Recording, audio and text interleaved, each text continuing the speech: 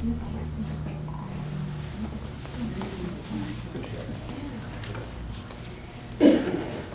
would like to call to order the June 7th, 2023 committee and regular board meeting. Roll call, please. Commissioner Hemmings? Here. Commissioner James? Here. Commissioner Rapp? Here. Commissioner Root? Here. Commissioner Tyson is absent. Commissioner Wilson? Yeah, here. Commissioner Cotto? Here. You have a quorum.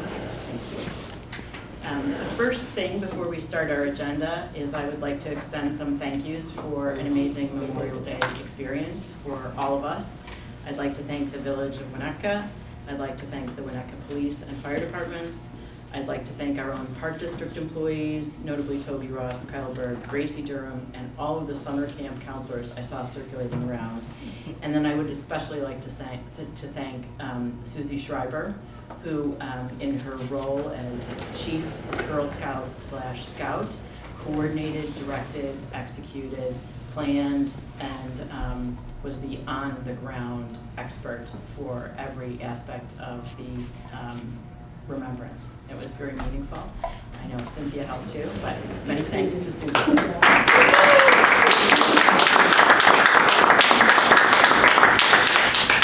Christine, I know this is not the appropriate point, but I would like to point, to acknowledge that it's a team of volunteers throughout the scouting community in the Village of Winnetka who puts this on, whether it's during COVID, via video, or whether it's in place. It is not one person. It is all the dedicated group of people who've been around for several decades.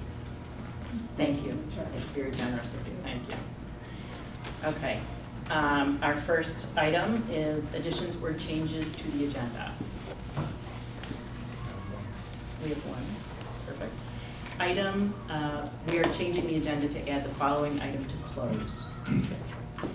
Madam Chair, Yes. I have a short statement that I would like to put under new business between 8.2 and 8.3. My statement will take no less than 3 minutes.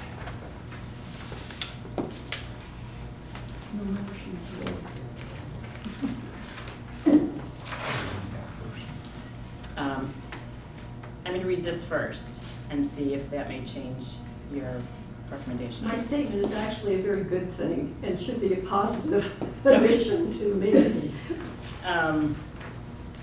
Let me change the agenda first to this item, okay? And then we'll have a quick discussion of that. Item 5, ILCS/2C12, for the establishment of reserves or settlement of claims as provided in the Local Governmental and Governmental Employees Tort Immunity Act, if otherwise the disposition of a claim or potential claim might be prejudiced, or the review or discussion of claims, loss or risk management information, records, data, advice, or communications from or with respect to any insurer of the public body or any intergovernmental risk management association or self-insurance pool of which the public body is a member. So we're adding this to closed. Okay. Now you're... Totally unrelated to what you just said, so yes. Do you want to disclose the topic of your... Yes, it is Elder Lane Beach. Okay. Elder Lane is going to be enclosed, completely and 100% enclosed tonight. Well, I have a presentation that will take less than 3 minutes. It's not happening tonight. It's only happening enclosed. And you will understand enclosed. I still have a statement. I can make my statement right now. If you so desire. I'm going to ask you to hold. I'm going to ask you to hold it. I really need to be firm on Elder Beach enclosed. Okay, and I guess my response to you, Madam Chair, is if this deals with the condition of Elder Lane Beach, and it is a presentation by our insurer, Paderma. To my knowledge, we have no pending litigation. I'm going to stop you right there. But we're not going to discuss. It would be a matter that the public would also be. I'm going to stop you right there. Okay, thank you. It is relevant only for closed. Okay. And we will have counsel present to determine. It will be clear. And may I ask one other question, Madam Chair, and then I'll shut up. And that is, Has the presentation that is being made by Paderma been reviewed by council? And does We're not going to council- discuss who's speaking in closed. We're not going to discuss who's not speaking My in question closed. is whether it has We're not been gonna be- reviewed for open meeting act. Council will be present and council approved, but this is a closed agenda item. So it has been reviewed by council and they've determined that this is appropriate. Appropriate and for meets an closed. exception of the Appropriate Open for- Meetings Act. Appropriate Thank for you very closed much. and open Thank you. closed. Thank you. All right. Moving along to vouchers. my response to you, Madam Chair, is Moving on to vouchers. Jim? Is there normally a motion Oh, for? yeah. Fine. May I have a motion to approve the vouchers for $830,976.22 as presented? so moved. Second. Excellent. Roll call, please. Oh, now we get to Oh, discuss. sorry. I'm new. Oh, tonight. Want to make Discuss. sure I wasn't Yeah. Discuss. violating. So, thank you, Commissioner Cotto. Despite the fact that we met only 2 weeks ago, we have a rather large dollar amount here. That has to do with two specific things. First, we processed $345,941 worth of capital projects related to the stormwater project going on. We also processed over $277,000 of debt service payments. Generally, June 1st and December 1st are when they're normally due. We processed those this past period for the June 1st dates on the multiple debt service issues we have. Met the Great. deadline. Yes, so met the deadline precisely. Excellent. So, Good to pay on time. always a good thing. Yes. So, and are there any questions regarding the vouchers? I'm gonna ask Ryan ahead of time. Excellent. Excellent. I will say that I was grateful for Costa spending some time with me to review the village vouchers, payments for the stormwater, because they are quite significant, and they are all tracking with the project spreadsheet, which Costa is reviewing in detail, so there's a good process there. As the big numbers are coming through. If the board would like, I can share that information and, meetings forward. So it's just Cynthia reviewing that and can give a quick outline as well. So that was a recommendation that Cynthia had, possibly that the board would want to enjoy, so. Yeah, If there's that's a great interest. If there's suggestion. interest. No, I think there's huge interest. I think that's a great suggestion. That's a great help. Thank you very much. Are we ready to go to a roll call?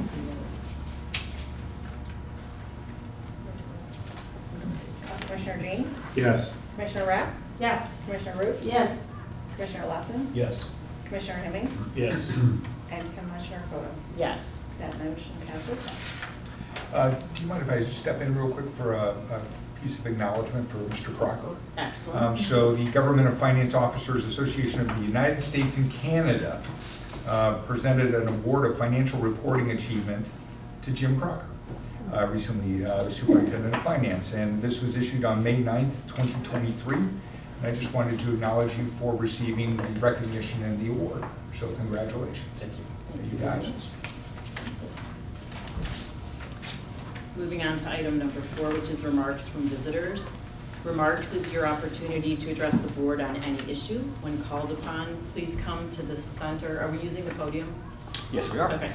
Come to the center position in front of the commissioners, stand at the podium, speak loudly or into the microphone. Please state your name for the record and speak directly to the board. Keep all comments under 3 minutes. This is not a question and answer forum, so please do not expect a response or an answer from the park board this evening. If you prefer to share your comments in writing, you may use the comment cards which are available near the sign-in sheets. Any park district staff will accept your card to be shared with the board. Do we have anyone who would like to make a public comment? Katie Stevens.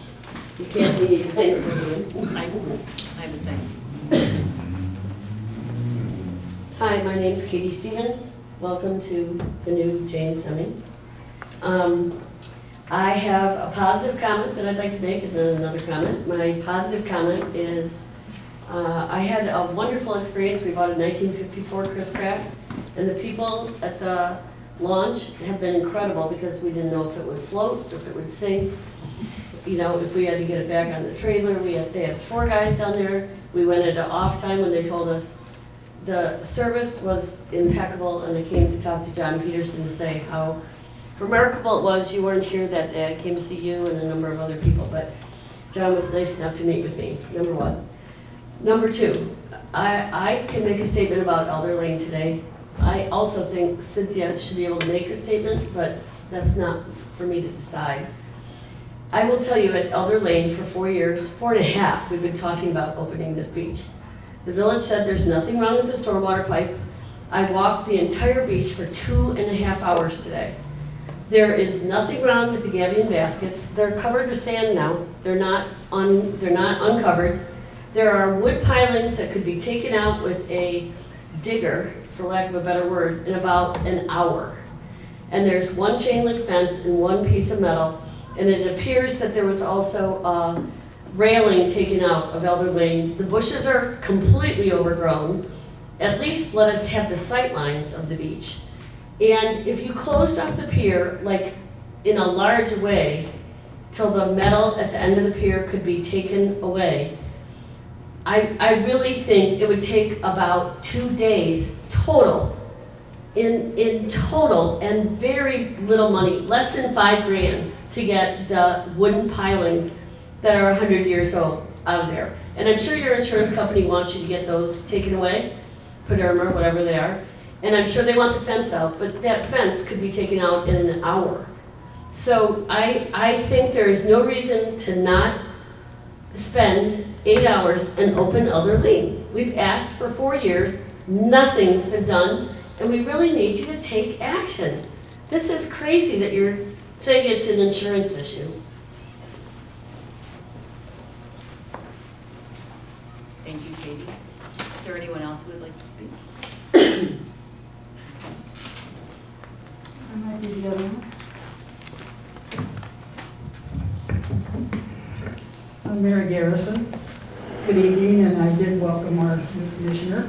I'll have to welcome the other one next time, I guess. I have a statement about Elder also. Whether you open it or you don't open it, we've been asking to please try and have it get opened. I would like to think that you will let the public know what you're doing. If you can't open it for whatever reasons, please tell the public. It would be nice to hear a statement tonight, because your next meeting is not until July 20th or something, and something's happened. Instead of keeping them out there wondering, I mean, they come in, they bring their children, they ask you to open it. If it can't be open, please say so. But I really would like to think that it can be open. And Lloyd, I was not there today, Costa, but I was wondering about the rail, because it really is dangerous not to have a rail for those steps on the South Breakwater. So you don't have to answer me, but I did notice over the weekend it wasn't there. So I was just curious when that would be installed. Thank you. Thank you, Mary.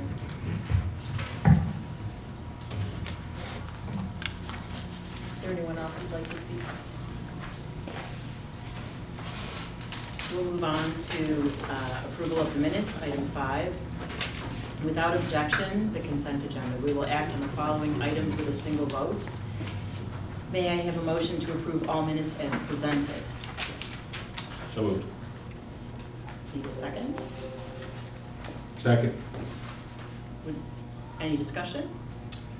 Yeah, if I could jump in. So Cynthia Rapp, Commissioner Rapp provided some comments for the May 11 closed meeting minutes, so we'll discuss those in closed meeting.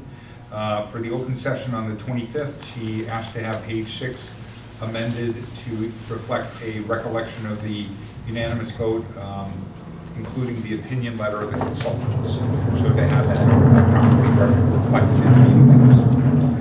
And that she also indicated that D36 would present their plan for the Pearl Island School and the land use request at this meeting, June 7th. So those are 2 amendments that Commissioner Rapp had asked to have included, which I think should be accepted. That would be my recommendation as the executive director. In addition to that, Commissioner Root provided a number of I guess deletions to the meeting minutes, significant deletions, as well as some amendments, a significant amount of amendments to reflect her position on the resolution, and respectful of those requests. The whole idea of the meeting minutes is to shrink them down to be very specific, to meet the Open Meetings Act requirements. And those are the formats that we've presented to the board in the past. I know Commissioner Cody, you've asked to follow that path. So I think the video reflects what you would like to have added The video doesn't work. or deleted, but my position would be to maintain the meeting minutes and the amendments with Commissioner Rapp accordingly. May I speak, Madam Chair? Sure. My issue is with page 5, where we start talking about resolution 23-5-23. There is then, we had agreed that we were going to skeletal minutes, and I'm fine with that. Yeah. But I think that if we're going to skeletal minutes, then all of page 5 probably needs to come out, and we need to make reference that we discussed this resolution, because there are conclusory statements that are made within page 5. And so what I did, in fairness, to provide a fair and balanced recitation of what had occurred during the meeting, was I actually drafted a paragraph that set forth not only my comments on what was not included within this resolution, but also the comments of Commissioner Rapp. And I will pass this around. Again, I'm fine with skeletal minutes, but I think we need to be fair and we need to be balanced. And so if we're doing skeletal minutes, let's do them. So my recommendation is that page 5 be modified extensively. Because for Page 5 of the resolution? or page 5 of the minutes? of the minutes Yeah. of May 25th, because I spoke for some time on what was not included within resolution 23-5-25, and the only thing that was included was Commissioner Root suggested that specific public comments against the project be included in the findings of fact. I had many more comments. So again, that's my opposition to what is being presented here, because it doesn't reflect what actually occurred. The video didn't work either.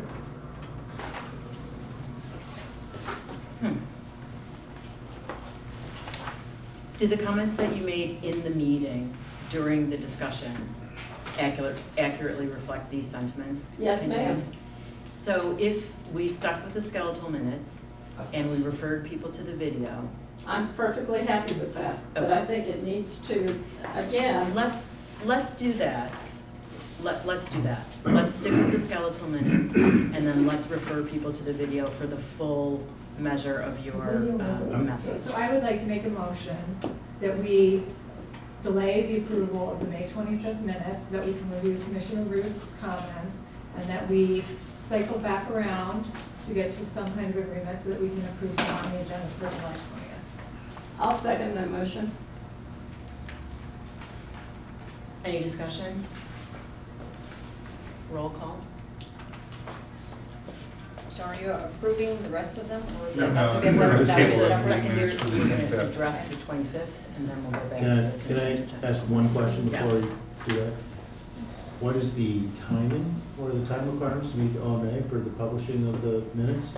I think we meet those, because it would be within 60 Second meeting, days. right? Yeah. Yeah, second meeting. Yeah.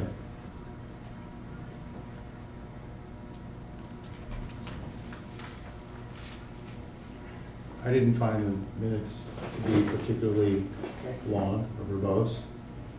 I'm not sure why we're amending them. Katie, please. Ready to go to roll call? Commissioner Rapp? And this is on my motion. to Yes, delay. on your Motioning, you just motion to table. Yes. You're taking No, I didn't out the motion to table. 25th. I motion to take out the minutes of the The 25th. 25th, to review at a later date. Got it. July. Thank you. Yes.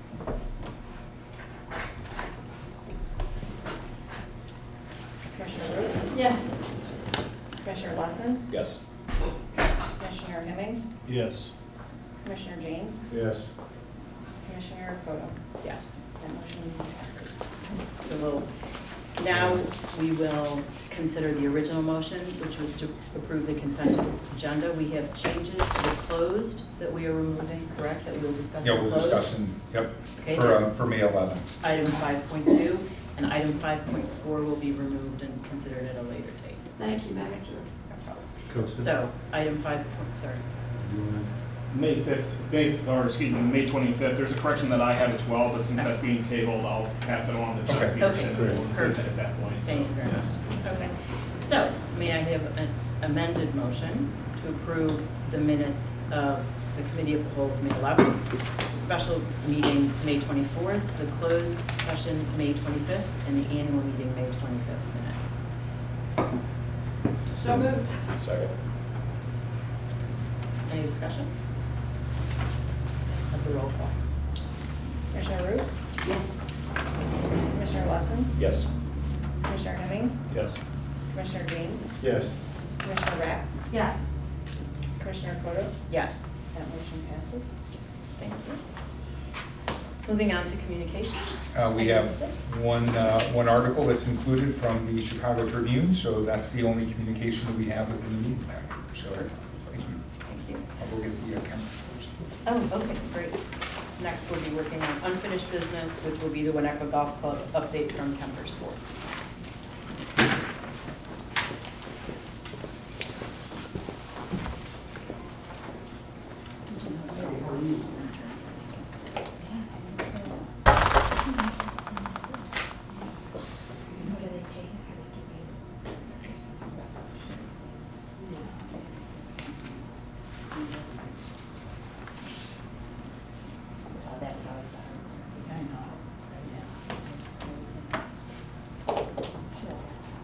You're on deck.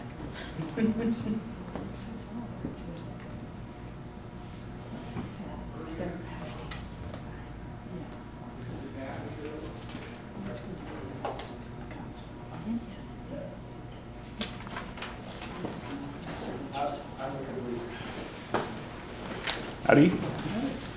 Hello. Hi, guys. Grab you a clicker. Oh, thank you. Item 7.1, Winnetka Golf Club update from Kemper Sports. Take it away, Kemper. I was gonna get us a clicker. I'll start. What we're gonna cover today is Andrew's gonna just give a brief construction update, since the last time we were here. I will also give a quick marketing update as well. We have a couple of videos to share too. And then, we'll jump over to Matt for an operations update.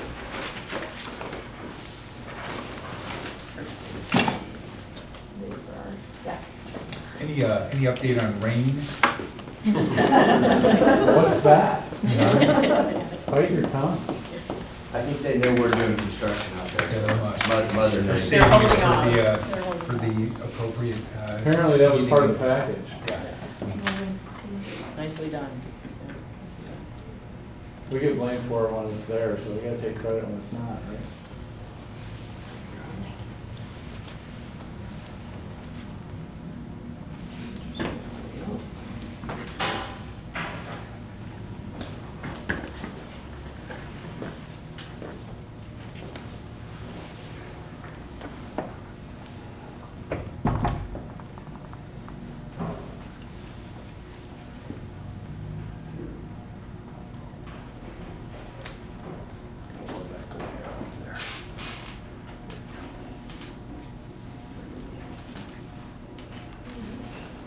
Take it away. All right, thank you for having me this evening. Typically, we'd be talking about course conditions and the summer's forecast for the golf course. However, this summer, we've traded green and uniform for brown and remodeling as construction continues. Starting the 13th week of golf course construction, we've seen vast amounts of earthwork completed. Large portion of cart paths have been prepped for asphalt, and drainage following fairway grading are all well ahead of schedule. Bunker work has commenced, mainly focusing on sand removal and prep work for renovating the bunkers with new sand, drainage, and filter fabric. All surfaces that are being renovated, greens, tees, fairway, roughs, have all been treated to kill the existing turf and weed species. This process helps us eliminate the undesirables and leaves us a clean seedbed for planting of our new grass in late summer. Earthwork, we're still moving forward every day. We're checking boxes, completing another area, moving on to the topsoil redistribution, getting approvals, and then moving on to the next set. Every hole right now is under construction in some facet. So we don't have any holes that are outstanding and nothing's being done on them. Every hole, there is something being done. As the earthwork continues from north to south, hauling distances will become less and productivity will increase. The process of excavating and hauling clay subgrade material from 18 Lake to other areas of the golf course is very time consuming, and progress continues to be made every day. Cart path construction, again, moving along every day. Another section of it is done almost every day. Again, making it easier and easier for us to access different areas of the golf course. It's going to make a huge impact for the golfers' experience moving forward. Asphalting will start here in a couple weeks from the north end of the property. And again, huge impact on access to the golf course. Bridge construction, we're still waiting. We will likely see the bridge contractor return in about a month or so to complete the final 3 bridges. Drainage, moving right along with earthwork, they're right on their heels.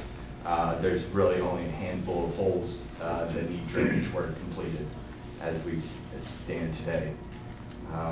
We have made few adjustments based on location, elevation, etc., and work continues without any major disruptions in the drainage. With the good weather we've been experiencing the last 13 weeks, the golf course renovations are on schedule and expect this trend for the duration of the project. Thank you. Okay, perfect. So for marketing update, as you can see here, a couple of screenshots from our dashboard. This is for the whole month of May. So we have good stats as well. Website is up again over previous period. We continue to grow our social media following with our posts. Videos continue to perform the best when we post them, whether it's tips, renovation updates, etc. Discover Golf as well. Since we last met a couple weeks ago as well, we sent the May newsletter, so hopefully all of you received that and saw all the great content in there. There will be an email going to the Park District database, segmented to golf interested or people that have expressed an interest or participated in any golf programs. I think that's going out this week or next week. I'm meeting with Kate in the marketing department regularly now to determine how we can incorporate golf course marketing materials into the Park District website, emails, and social media, just so that we can have more of a presence there and reach more people outside of our golf course database. I also spoke with Kate about potential involvement in getting the golf course featured during the 4th of July festival as well as the Fall Fest in October, so that we can have a presence there and showcase the golf course despite the construction. Finally, we will continue to promote fitting days. There's 2 more coming up. June 14th is Callaway, and then the 21st is Ping. So we'll continue to push out those to get people to the range, as well as Discover Golf. The summer programs start on June 12th, and the renovation. So we have a video here from our latest construction update. Click next. There's some background.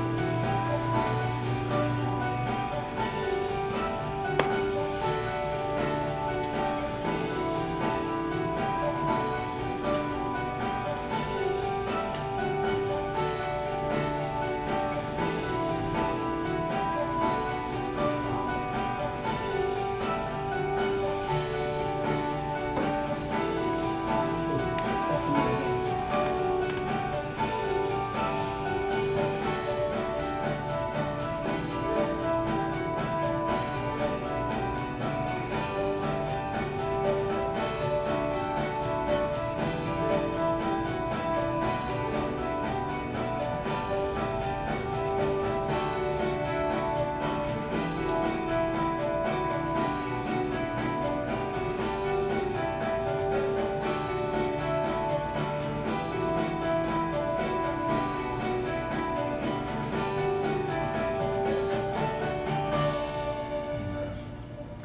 couple of notes on this. So the company we selected, Drone Nation, they're based in Lake Forest. We've used them at several courses I support.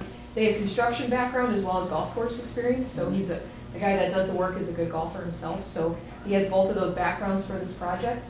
We have, they do a monthly renovation update for us that includes photos as well and a time-lapse video. So we'll have a video from when we started in March all the way through the end of the project, which we're excited about. And are you posting these all the time on the website? Yeah, so we I was do gonna this say, on a monthly basis, and then I try to post photos when we can as well. I haven't seen this one up there though. That one, I think I just posted that one Friday, I Okay. believe, so that's a recent one, I put in the newsletter too, and, Yeah. we can continue to even post them a couple times too, I think it's good content, and it's Yeah. nice to see, for people that, aren't there every day, I like seeing what's happening on the course. Agreed. Yep, No. all right. All right, so operationally, and we're gonna touch on some of the stuff we talked about last time. The new thing for us, and I mentioned this, I guess, a couple meetings ago, we're hosting Parkinson's Players Clinics, which are collaboration with Pat at Tennis is gonna be hosting some of those as well, but for Parkinson's individuals, like, it's helpful for them to have activity going on. So we're working with Northwestern University, Linda Egan, who heads up their Parkinson's program there, to get these underway. We're gonna have 2 blocks, I guess, 2 4-week sessions, so we're gonna run them through August and then see where we get at the end of that. One of the gentlemen who's a local guy, Mike DiBartolo, has been helping us with that, and he suffers from that, so he's been terrific to work with. And if you remember in the past, we hosted the longest day Parkinson's golf event where he played 100 holes in the par 3. And then I think this past year he did like a golf or a tennis exercise program with Pat, so it's been a real good collaboration. PGA Hope is still underway. We will run that again tomorrow night, so we'll be halfway through those clinics at that point. It's been terrific. We have 16 veterans that are all engaged in the program, and there's 3 of us that teach the clinic, so it's a really neat program. And then Callaway and Ping is Mary Kay pointed out, it's been out for 50 days. We've had some successful conversions on that. We sold a bunch of sets of Titleist was out the month before, and then Ping will continue throughout the rest of the summer. And then the driving range, we've had a really good time out there. I mean, it's been busy. And so if you want to go to the next, I don't know if you have the financials on there. Yeah, But we have a quick we'll get a video video for in first. PJ Hope. Hi, Matt Johnson, the general manager at the Winnetka Golf Club, and we're here today hosting PJ Hope Clinics. They're clinics put on by the Illinois section in Kemper Sports, and we're really excited to have the military veterans out here today. Hi, my name is Katie Collinsworth, and I'm the manager of membership and events at the Illinois PGA section. We are hosting over 10 PGA Hope clinics this summer, and we are so excited that Winnetka Golf Club is one of them.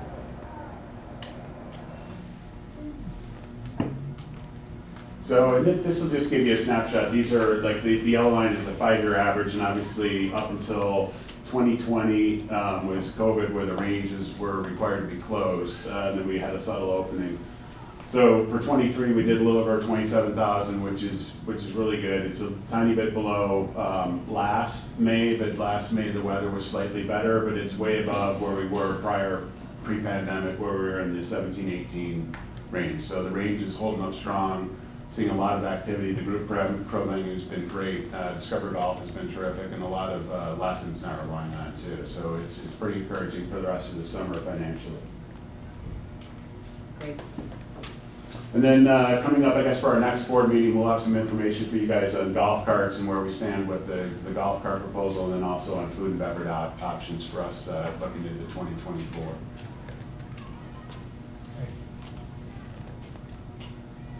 Yes? Really basic question.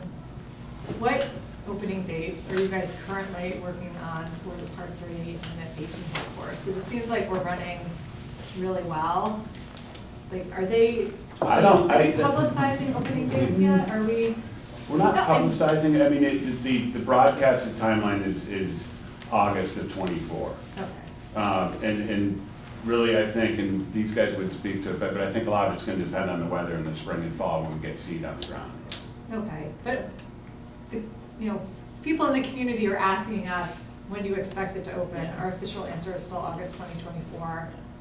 Yes. And there will be fall golfing. Yep, And are we planning a big party with the grow-in? absolutely. The grass seed, and, I mean, there would be an opening, yeah. Okay. Yeah, there would be a Opening grand ceremony. opening event, and, Okay. you know, usually we bring the press out and stuff for that too, so. But is there an interim event for when the grass, because that's like our big thing, right? Because there's a point that we're just sitting there watching the grass grow. Correct, So that's like correct. when we'll Correct. maybe know. Yeah. We don't want anyone stepping on it. That might be a reason to have an event. Like, this is really important, please don't step in it. I do have one question. Have you seen incremental new, brand new golfers attracted to the course? I don't know if you measure that, like Well, unduplicated. brand Yeah, I mean, new. in the Discover Golf, we'd see a different segment in there, and they're, like, there you have to sign up for that. It's hard to tell with the driving range, like, Yeah, yeah. other than optics and seeing Yeah. some people, but it's, Yeah, you know, I'm around there a lot, but it's hard to say. Yeah. It seems like a lot of the similar people, which I'm encouraged by, that they're still interacting. Right, You know, and a lot of people come over and they hit balls and then they wander off by the first tee to take a look at the activity, which is pretty neat too. And it's something we'll track once Yeah. the golf course is open, to Open. getting new people into the Got it. database, for sure. okay, all right. Any more questions for Jennifer? Thank you very much. Thank you. Thank you, guys. All right, moving on to new business. This will be item 8.1, a presentation by Emily Rose, President, thank you, of Winnetka Public School District 36 Board, and Dr. Kelly Test, the Superintendent of Winnetka Public School District 36, regarding the use of the Crow Island Woods for Crow Island School during renovations.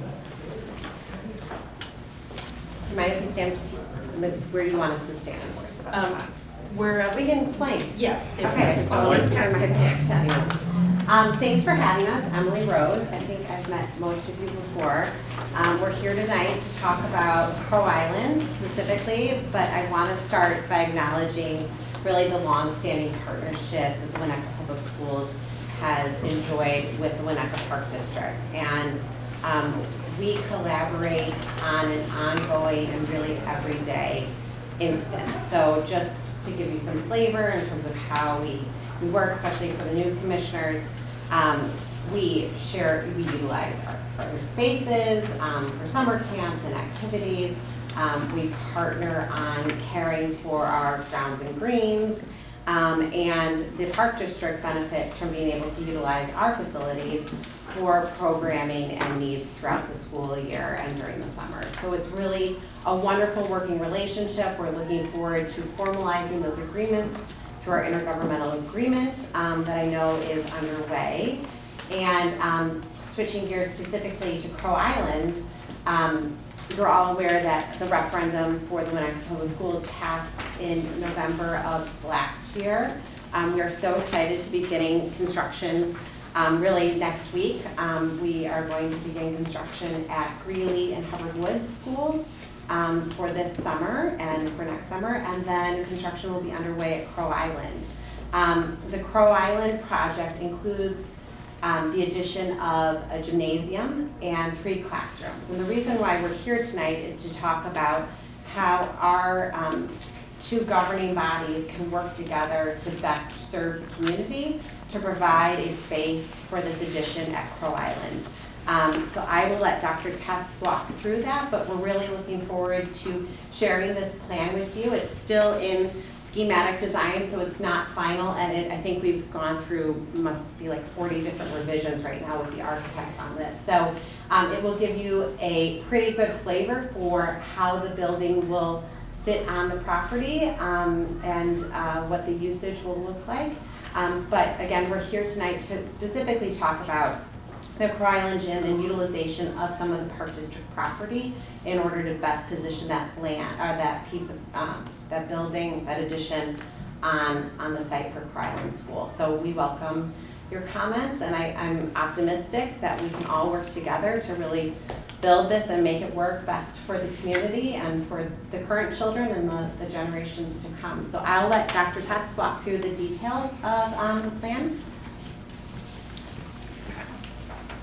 And then specific correction. George's computer is fine. Alright, so I'm going through this already. I'm Kelly Tess, for those of you that I haven't met, I know a lot of you. but we're happy to be here this evening. I feel like this is a big exclamation point, or at least the start of the exclamation point that we've been working towards in our partnership for some time now, and we're very excited to be at this point.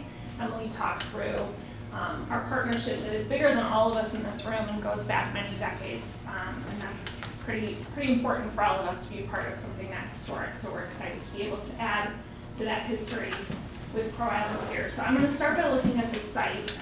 You've got it in front of you as well. Sorry if I'm blocking your view. This is the exciting stuff to see the visuals. So this is just a representation of the property itself. The red dotted line represents the property that is owned by the school district, and then the rectangular segment there that is in the, what is that, southwest corner of the property is the parcel that we're requesting from the park district in order to position this gym addition in such a way that is, the least obtrusive of the property, but also allows us the most amount of space for this gym. So it's just kind of an aerial representation. You got Willow Road there on the left, and then Mount Pleasant here on the right, Glendale up at the top. So just another representation, but here you see the addition of 3 classroom spaces. So currently we have a mobile classroom in that space. It was meant to be there for a couple of years. It's been there for 6 years now. So we've had to request permits to keep that in place. We're looking forward to moving that out in the near future. It will be an exciting day. The kids will be sad. They call it the taco. Totally awesome classroom outside.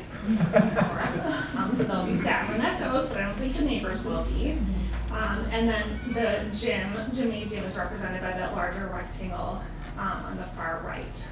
In addition to the actual physical structure, what we're also proposing with this addition is the addition of a fence line, which has not been in place. There are portions of fence throughout Crow Island, but not a perimeter fence. I think we can all agree, just recent evolution in safety and security on school property and other representations of perimeter fence line at our other schools, that this would be an appropriate addition. The challenge here is that where we would like to put the fence line in order to encompass that southeastern corner or northwestern corner of the property, where the first grade playground is currently positioned, you can see a portion of that property is owned by the school district and a portion of that property is owned by the park district, which has worked well for us for many decades. We think by record it goes back to about the 50s, but it could be even longer ago than that. Our interest is merely just to have the permission to be able to put up our perimeter fence there, because those are our youngest students that are playing on that playground. Currently there is a fence line that just goes along Willow Road, so it would stop a ball from going into the street, but it wouldn't stop a child from running off property, which, believe it or not, is a more and more common occurrence these days. So it's as much to keep the children in as it is to keep honest people out. But that is what we would be looking to add as far as fence line goes. This is more of a schematic representation, still an aerial view. So I'll start actually up at the top with the blacktop. So this particular illustration could be misleading, and so it's good to be able to point out what this means. So the blacktop area is the exact same size that it is now. There's no additional blacktop, there's no loss of blacktop. That is currently play space, and we want to maintain that. For basketball, for Foursquare, whatever the kids want to be able to do at recess. Currently, that sort of skinny line that goes up to east to Glendale there is a wide pedestrian walkway. It's not wide enough for a car, but it's also not blocked. So if someone were to try to drive a car through there, they could do it successfully. That is also the space where we will remove the mobile classrooms through, so it's wide enough for that to be true. So there's a security component to that we will look to remedy with these changes with bollards so that a vehicle couldn't drive onto the property. But in addition to that, we'd like to add an apron there in that corner, so that since we do have a new potentially community property here with this gymnasium, or for evening hosting at Crow Island, there's a space for additional parking, because we generally have additional people that will come onto the property when we have a school event or weekend basketball games.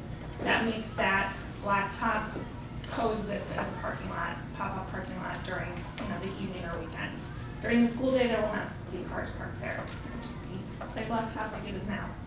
And just, I'm gonna chime in on one thing. So as you all know, we're all working together on this stormwater intergovernmental agreement. So our tanks will be going in where that blacktop is extending down towards Park District. And then you've been generous enough to allow us to extend some of those tanks down into the Park District property. So we wouldn't ever be able to build anything more than what you're seeing here. So it accommodates for all of that with this plan. So it's all the same property size use that it is now. It'll just be cleaner, newer, fresher, and the asphalt itself will just be a different grade so that a vehicle could drive on top of it. That was also necessary for a fire truck. If a fire truck was going to come on the property, that's where they would come on, so we need to make sure that blacktop can accommodate that. Can you just go through where exactly the stormwater tanks are going? 'Cause I feel Sure. like. And Dr. Tess, there's a pointer on there. I think Yeah, it's no, I the- just, you know, we ever, Oh, I think it's the went tip. over and I'm. Yeah. Somehow zoomed in, all right. There we So go. it's right now, it's this whole section here, so imagine a giant rectangle of hundreds of these tanks. At one time, the village had proposed another leg of tanks that would come off of here. I know they were debating over whether or not they were going to keep that leg. We haven't gotten an update on that, so I don't know if it's going to see the case or not. But it will be, a portion of the tanks will be underneath this side of the blacktop. And then under the field and under the berm. So the current berm that's in place, there's a berm here, and then there's a berm along here that's a little bit shorter. Those will be replaced and then landscaped. But that's to be determined after the stormwater project is underway. So bottom line is, we don't have final confirmation from the village yet. That's why it's gonna be like, We just trying don't, to, yeah, no, that we know makes sense. generally, and Okay. we've designed, everything's been designed to accommodate that, so we're Okay. planning to go in for permitting very soon on Crow Island, and everything has been designed assuming the tank's locations, so if anything, the tank locations will be less than more. I don't know if this is why you were asking, but it was a question I asked at the time. So between, this is the edge of the new gymnasium, between the edge of the new gymnasium and the construction for the stormwater tanks, there's about 40 feet of clay, which is more than was required. That was a concern of ours, just to ensure there was enough space in between and that we weren't building on top of the tanks, because that's also not something that you would want to do. So we have assurance that we have enough room. I don't know if that's why we're asking that question, but currently the playground is positioned right about here where the gym is, and so we'd be moving it into this space here. There's no playground design as of yet, so none of that has happened. That can all change, and this is just meant to represent that we have space here for a soccer field, full-size soccer field. Is there an intention to also keep the playground space near the other berm, like where it's labeled pedestrian gate and vehicle gate, or is that intended to just be landscaping? Because right now that has that like Jungle gym. jungle gym and zip line and. Yeah, we would want to replace anything that we move or anything that we, have to replace. We don't want to have less than we have now. So I think most of this is just kind of representational, just because we don't necessarily know how the landscaping is going to evolve. But I think most important for you to know is that we're not losing anything. I think that's what most people are concerned about. It's just, it's going to look so different that we've lost an element that we love so much about our play space. I just feel like for the kids, that's an important yeah. message. I'm hearing feedback from my fourth grader Sure. that this is, I've looked at the plans because they're in the front, and around the Yes. school, and it's a Yes. concern. Yes. And he's moving to Skokie, hip hip hooray. Yes, But, funnily enough. but I feel like Yeah. that's a good message to It be is. reinforcing with the parent community. Absolutely. They actually care very much more about this than you would think. Yeah, So no, they I call- believe they it. call this the woods. Yeah. And it's full of buckthorn. So, for them, that's the woods, but that's what they care about. So, yeah, Yeah, no, those are relevant questions to be asking. Yeah, but as we've said before, change is underway, and it is going to be different. But I think that's okay, and change is always a challenge. But I'm confident that these plans really will serve the community well in the future. I think the tagline needs to be newer and better. Maybe not for Crow Island. History, so. Those are bold words. Yes. Yes, in Winnetka for sure. Yeah. But when it comes to playground design, that'll be a great opportunity to get the kids involved. Yeah. and really Okay, yeah, access. We did that at Greeley, and I think there's Greeley. opportunity for Yeah. that, so point well taken. And I mean, accessibility is also important in playgrounds, and design has come a long way, so I am totally confident that whatever goes back in there will be great for kids moving forward. It just won't be exactly the same. Yes, that's okay, because the That's kids okay. are always moving. We have to be resilient, we have to figure out how to move forward. All right, this is the part that everyone usually gets excited about. So this is the addition of the gymnasium and these 3 classroom spaces. So currently the mobile classroom that I spoke of houses 2 classes in it, Spanish and music. There will be some movement of classrooms within Pearl Island once these spaces are complete, such that we will have a fully functioning art space upstairs, which is currently downstairs. The addition of several toilet rooms to allow for a crowd to be in the gym, whether it's for a basketball game or some sort of school event. And then these 2 additional classrooms here, so music and language, you can see just to the left. Can we go back just one slide? Sure. Can you talk a little bit about the corridor, the entrance, like how this is set up? Yes, so currently the way that this is designed, which could, ebb and flow a little bit as they're going through the different iterations of the design. Currently, this is intended to be like a foyer. So you'd be entering, if you're coming in from the parking lot, you'd be entering through either of these doors and then going into the gym for your event. So you have access to the bathrooms here, and then this is actually closed off. So there isn't access to the remainder of the building. It really functions as its own separate space, which is very nice. I think, we've had a lot of experiences between the school district and park district when you're utilizing gyms, wanting to ensure that everybody stays where they're supposed to stay, and that there isn't need for additional cleanup or safety or security concerns later. So this feature here allows this to be closed off. We're also looking at right now potentially putting a door here and here so that we have additional toilet room access just for increased crowds. So there's a lot of small features in play right now, but this is essentially what it will look like. All right, so this is absent landscaping, which will be in place, but it gives you an idea of what you would be looking at from Glendale. Obviously, there's parking spaces here that you can't see currently, but this includes the addition of the fence line, and then you can see the playground space here. This is that vestibule I was talking about that you would enter through. 2 new classroom spaces here, really consistent with the existing design of Pearl Island, and then the gymnasium here. Gives you a little bit closer view of what that vestibule would look like. So the design features that have been put in place here are really the result of an ongoing collaborative conversation between our architects, a consultant that was hired who specializes in working on historic buildings, our stewardship group at Pearl Island that really is fostering a preservation of the historic nature of this building and the fact that it is a historic landmark. So everything that you see is purposeful and has been put there with a lot of thought and could also change for the same reasons. But things that wouldn't be necessarily obvious to a passerby are just the material that's being used here in the flashing, the shape and coloring of the columns that are supporting the covering here of the vestibule, the colors of the doors, the number of lights here on this north-facing wall are all consistent with other features that you see throughout the building. Just another viewpoint looking really from that courtyard space.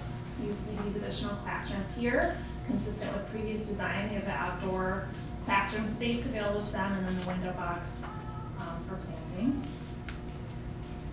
And then if you're looking from the south side of the building, this is the back wall of the gymnasium.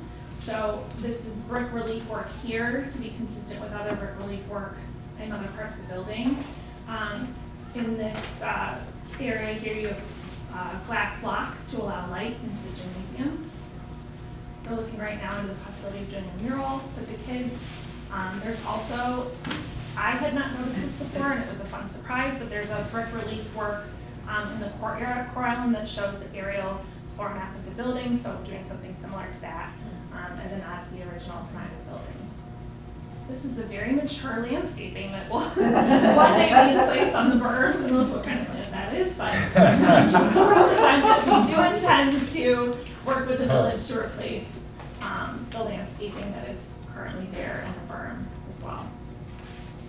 This is looking at the building Now, if we're standing on the west side of the building, so this is the a continuation of the existing pathway that would continue around the building. Again, the fence line, and then this is the art classroom here with the ability to go outside just like the other classrooms. This glass here goes into an office space for the art room and a kiln room, and then this is an exit from the gymnasium. Another viewpoint without all the trees. They will still be there, just to give you a clearer view. And then our timeline. So fortunately, this time we are on schedule. Believe it or not, and you probably know through experience, this early on, even before you put a shovel in the ground, things can change. But fortunately, we are still on time with how we are mapping things out. So we are very close to approaching our bid period in the fall, which is a critical point for us, particularly with Crow Island, as it is our most substantial project of the 5 buildings. And I think timely information for the park district to be aware of is that this land conveyance and our whole design really is built around being able to have that parcel of land, which would need to be complete prior to that bid period in the fall. We then obviously are in a phase here where we will be experiencing dual work, and the neighbors will be as well, with the village stormwater project that's happening, projected currently to start in March of 2024, and our work would start in June of 2024. We do have assurances from both teams that if we have to work in tandem with each other, it is possible to do that. They won't conflict, but the village has shared with us their timeline of a March to June project timeline, so we're hopeful that that will stay in place, and then we'll start right back up on our end. So that is the entirety of our presentation. Any questions? Comment. I just had one question. How will they use the existing art room space and the existing classroom space, the Pioneer Room? Yes, so the Pioneer Room itself is staying as is. So the art room is in a space that is largely for classrooms, so it'll be used as an instructional classroom. We have a lot of new residents that have moved to Winnetka, and we're very happy about that, and we've had to pop a couple sections, so we need those classroom spaces. The largest amount of renovation that will happen within the building is down in the RC, and so we're just updating that space so that it's a little bit more reflective of a current library, while still honoring what the space was designed to look like. But the art room itself will go back to the classroom it was before. It was an instructional, traditional classroom before it was an art room. And then you'll be incorporating air conditioning? Yes.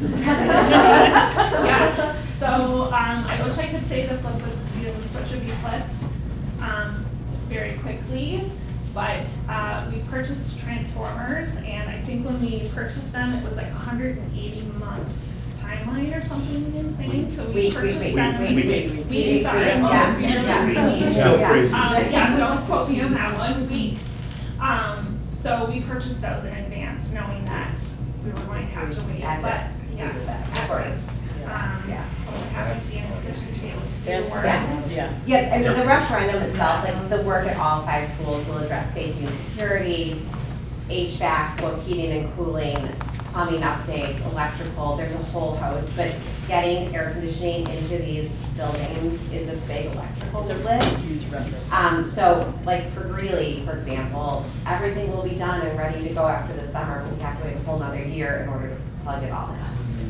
So 2025 is like a safe bet for everyone to have air conditioning. Which will be great for summer camps moving forward, to have a cool spot as well, so. Dr. Tess, do you know the actual size of the land, the proposed land conveyance, like square feet? It may be spelled out for you, so the parcel is reflected on that plat of survey that I shared with you. I can also. Yeah, 8,280 square feet, 0.19 acres. Perfect. Tree Street lot. It's on there. It's on there. Thanks, Maureen. Just a question on the playgrounds, because I know some are fenced, some are not, but is there still a commitment to have the playgrounds accessible to the community outside of school hours, even after the fencing? Yes. Yeah. So really, fencing is not a silver bullet security item.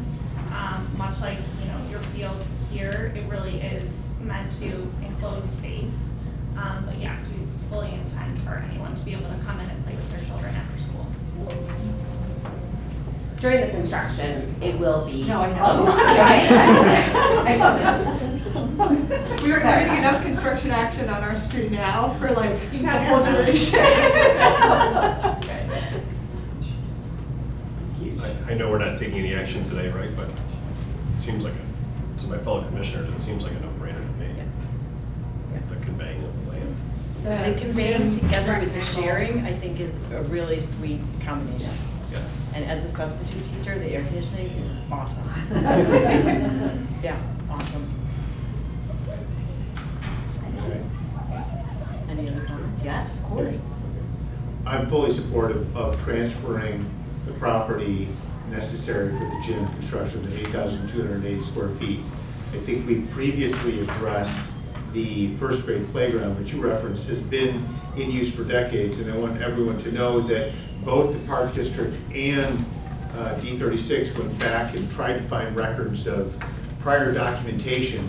It's just been that way for decades. There was some letters going back when the playground was redone, but I think there's upwards of 20,000 square feet of land that's being used for playground purposes. And we previously suggested that we fold that into the IGA with the license agreement so we could continue that relationship. We have a great relationship with D36.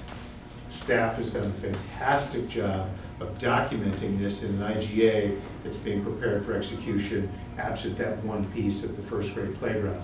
But I think we're all on board with transferring of the 8280 and not standing in the way of you guys making a substantial improvement, which will benefit the Park District because of the joint use of the gym. Exactly. We're very excited about that. Yeah. So, thank you. Well, thank you for the precision in answering every single question, not only the 8280, every single time, because the subject matter expertise is very much appreciated. And thank you to all the staff who participated as well as your. Yes, thank you. What do we need to do to process this? Because they gotta get bids out in Yes. September. Can we Yes. prepare something So I for think July? I just made a note that we need a July meeting decision on the conveyance piece for sure. Do we also need a July decision on the disposition of the first grade playground? I think that's being addressed with the license agreement, Okay. but we should try and address it both at once. That'd be ideal, in Okay. my opinion. All right, is it doable? I believe it is. We can get all participants? Okay, perfect. Then I'll just put that note for the agenda for July. That would be July. Yes, July of 20th. course. Is that okay? Do we think that perhaps commissioners might see the draft IGA and license agreement before the meeting? Yeah. In a timely Well- fashion to review it? The IGA was previously reviewed. It's just a modification. I just want to make sure that everybody knew that the IGA has been in the works for years. I want to compliment staff. on Mr. that. James still would like the opportunity to eyeball it, Yeah. just from my fiduciary duty. Yeah. Not unreasonable. The IGA and the license agreement are going back and forth between District 36 representatives and Park District representatives so that you will see the quote-unquote final version so that Thank you. everything that's not needed is cut out and ready for your End of So are month. we able to see it? We have such a long time before End of July. June. Should be end. So we could see it at the end of, because End of June, John. great. Yeah. I think that would be fabulous.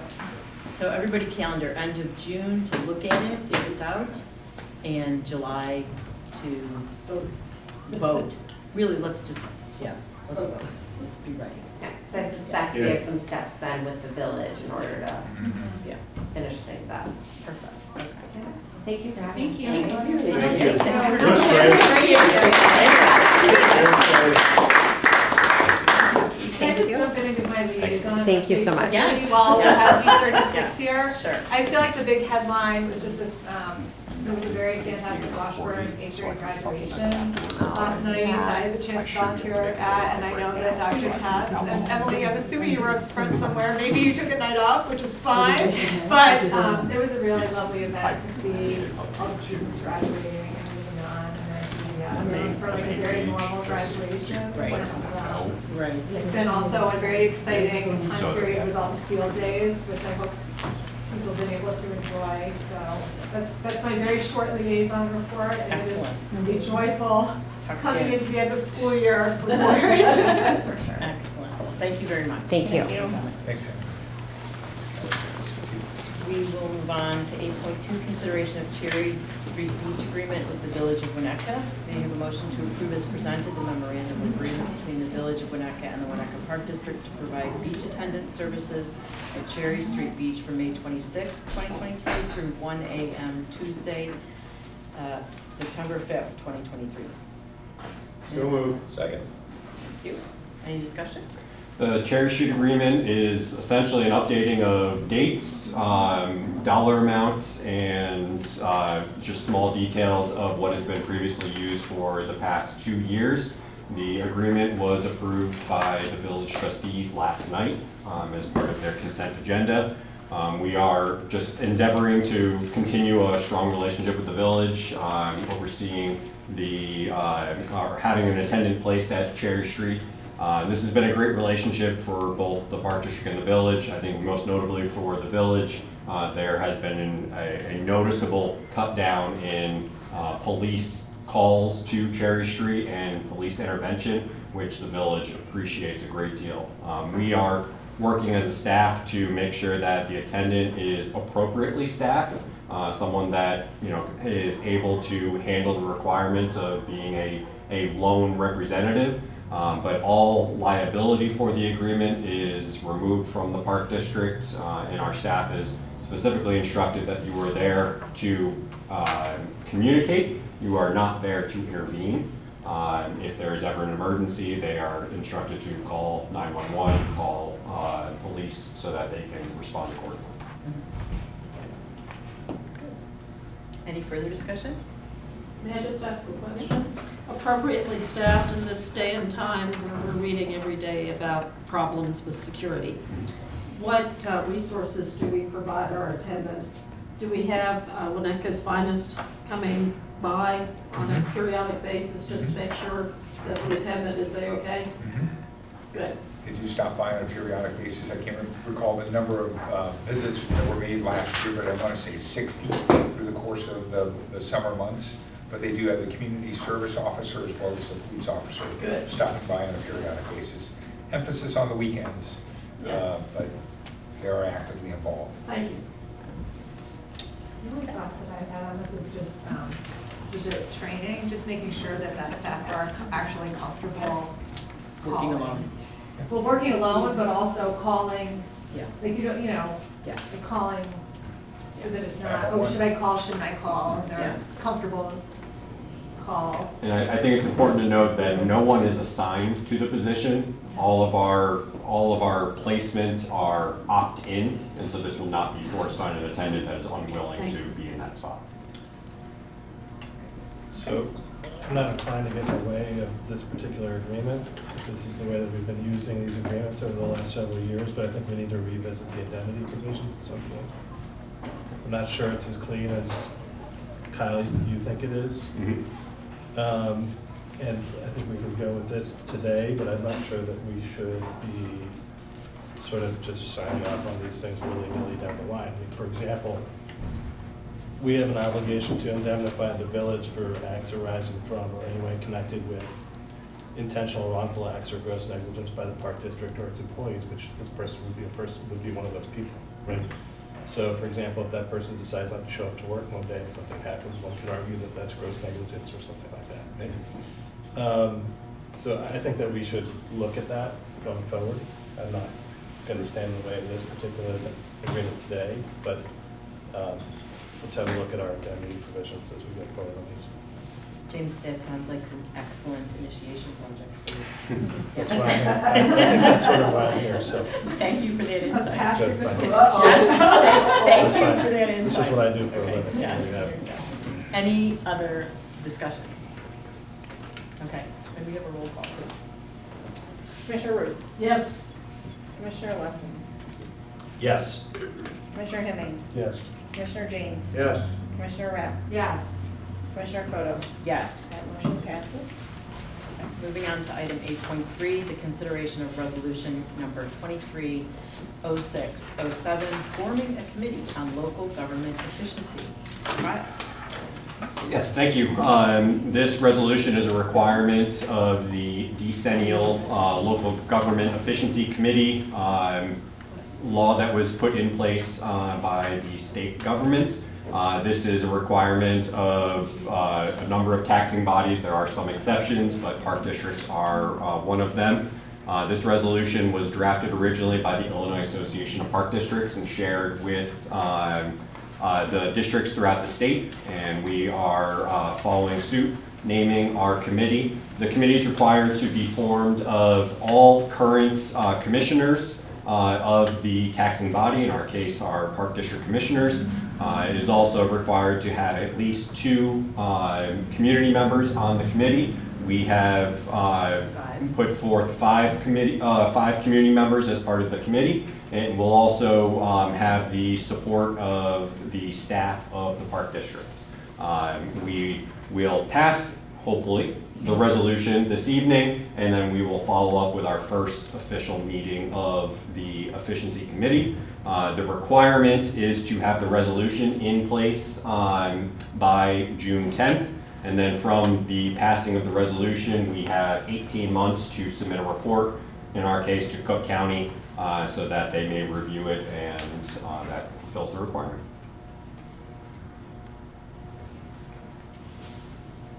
May I have a motion to approve as presented, Resolution 23-06-07, forming a committee on local government efficiency for the Winnetka Park District? So moved. Second. Any discussion? Okay. May I have roll call, please? Commissioner Weston? Yes. Commissioner Hemmings? Yes. Commissioner James? Yes. Commissioner Rapp? Yes. Commissioner Root? Yes. Commissioner Koto? Yes. That motion passes. Excellent. We'll move on to item 9, which is, may I have a motion to recess the regular meeting and move into a meeting of the Local Government Efficiency Committee? So moved. Second. Excellent. Roll call. Commissioner Hemmings? Yes. Commissioner James? Yes. Commissioner Rapp? Yes. Commissioner Root? Yes. Commissioner Weston? Yes. Commissioner Koto? Yes. That motion passes.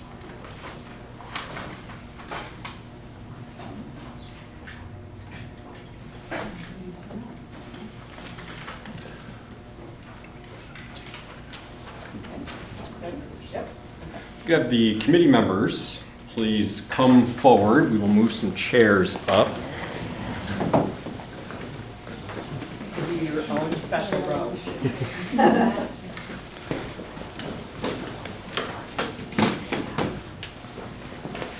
That'll be enough, yeah.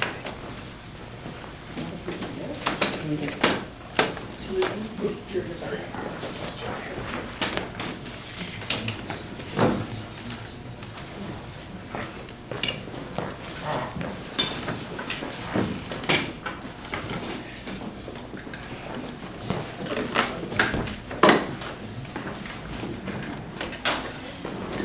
So of note, 2 of our community members are unable to attend this evening. One, Mr. Kehoe, had another obligation and had to step out for the evening. Our second community member may be known to the commissioners. Mr. David Seaman is traveling and is excited to participate. And actually our third, Mr. Ian Larkin, is also working on some items of business this evening, but is excited to contribute going forward.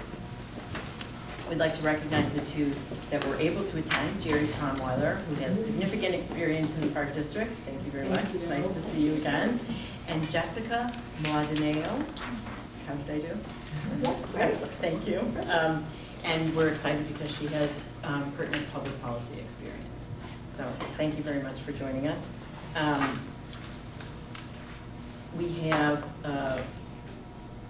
call to order of the June 7th, 2023 Decennial Committee on Local Government Efficiency at 7:22 p.m. May I have a roll call, please? Commissioner Hemmings? Here. Commissioner James? Yes. Commissioner Rapp? Here. Commissioner Root? Here. Commissioner Tyson? He's absent. Commissioner Wesson? Here. Commissioner Koto? Here. Jerry Pineweller? Here. Jessica Mladinova. Mladinova here. And our three other, as Kyle noted, are absent: Tom Kehoe, Ian Larkin, and David Seaman. Are there any additions or changes to the agenda? Okay.